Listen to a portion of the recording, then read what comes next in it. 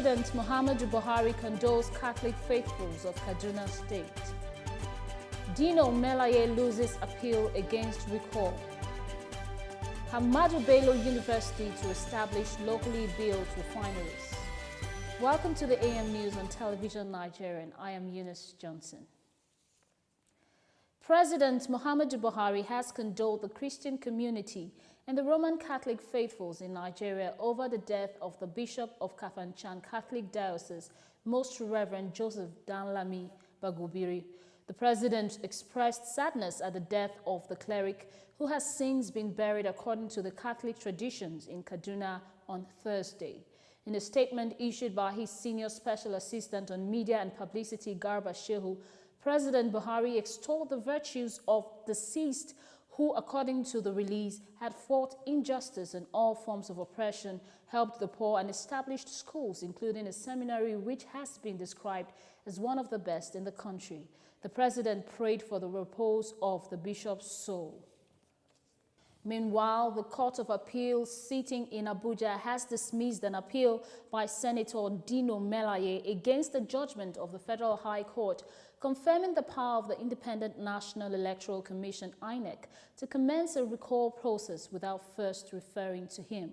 In a judgment on Friday, a three-man panel of the appeal court held that the Federal High Court lacked the jurisdiction to have heard Dino Melaye's suit querying the recall process by INEC.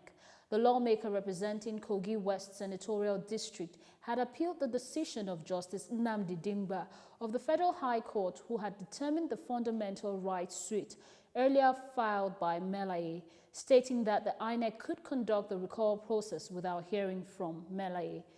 The appeal court said the 90 days required for the recall process has not lapsed in the Melaye case. After the break, ABU Zaria to establish locally built refineries.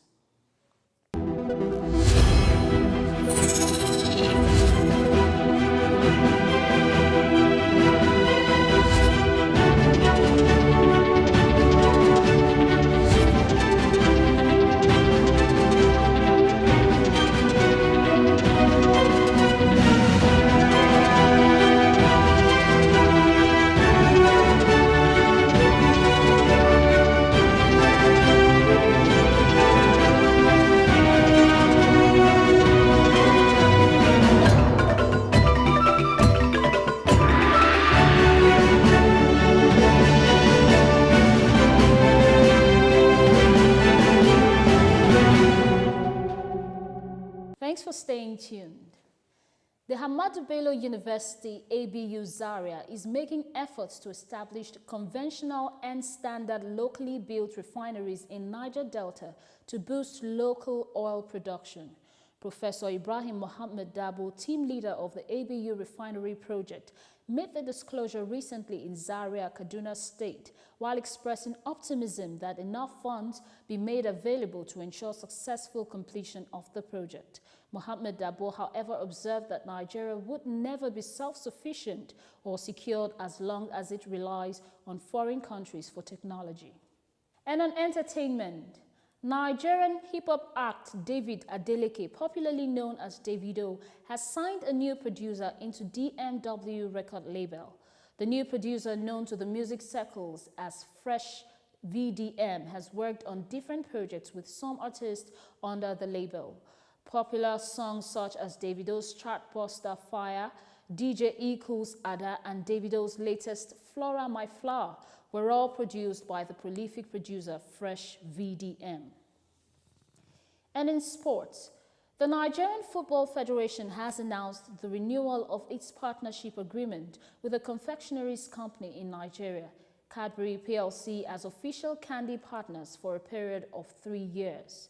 At the official signing of the partnership agreement, which took place in Lagos on Friday, the NFF's second vice president, Dino, stated that the new deal will last a period of 3 years and the two parties will continue working together to take football to the next level in Nigeria. Tammy Abraham, the Nigerian-born football striker who turned down Nigeria's advances for a chance with England's senior team, has been sent back to the English under-21 squad. Abraham, born to Nigerian parents, opted for England last year after Nigerian Football Federation's president Ahmadu met with the Swansea striker and offered him a spot in the World Cup-bound Super Eagles. But the striker chose to play for England and had the backing of the then Swansea manager, Paul Clement, who had since been fired.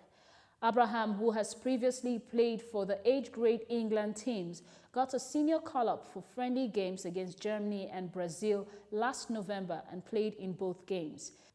His form has since plunged through and there is no place for him in Gareth Southgate's squad for friendly matches against Italy and the Netherlands later in March.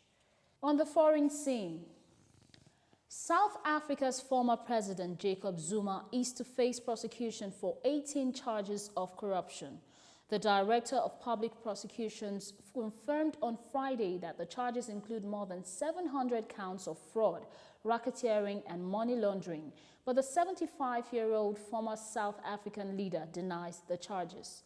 The charges against Zuma relate to a 30 million rand, approximately $2.5 billion, government arms deal in the late 1990s before he became president. The former ANC chief has always denied claims he received bribes from bidders in the deal.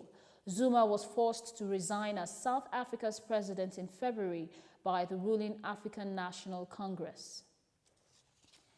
To end the news, a recap of the major stories.